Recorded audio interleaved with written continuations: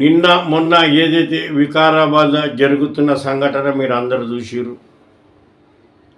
కలెక్టర్ని రాళ్లతో కొట్టిర్రు, అధికారులే అద్దాల వల్ల కొట్టిర్రు.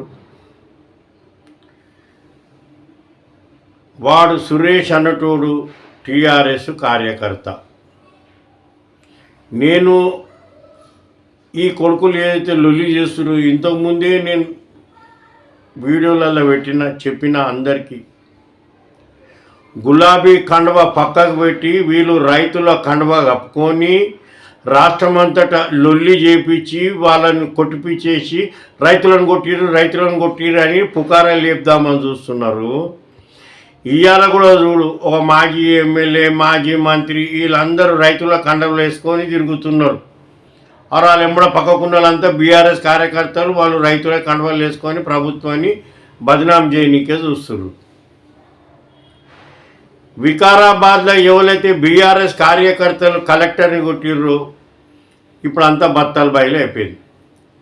మాజీ ఎమ్మెల్యే పట్నం నరేందర్ రెడ్డితోని 42 సార్లు వాడు ఫోన్లో మాట్లాడిండు. వీడేమో ఫోన్లో గడబడులు చేయరు, అట్ట చేయరు, ఇట్లా చేయరు అన్నాడు.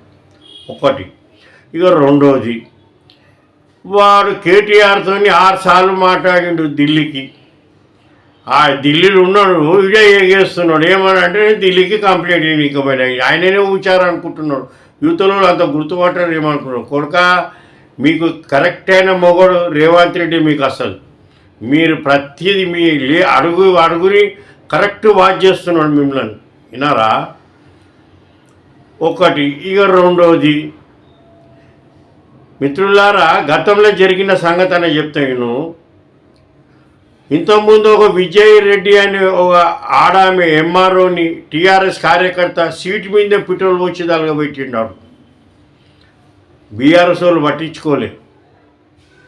Warangal 10th class paper leakage అయితే పిల్లలు లొలి పెడితే బండి సంజయ్తో ఫోన్లో మాట్లాడిరని రాత్రి 2 గంటలకు బండి సంజయ్ ఇంటికి పోలీసు వాళ్ళని తీసుకుపోయి అరెస్ట్ చేసి వాళ్ళ ఇంట్లో కూడా ఎవరికి తెలియదు, ఏ పోలీస్ స్టేషన్లో పెట్టింది కూడా తెలియదు.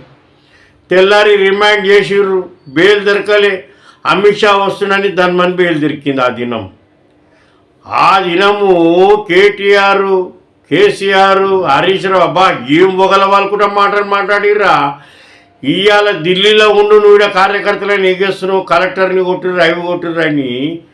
ఇప్పుడు మరి నిన్నేమన్నారా? ఇప్పుడు నువ్వు చేస్తున్న ఈ లంగేవారం.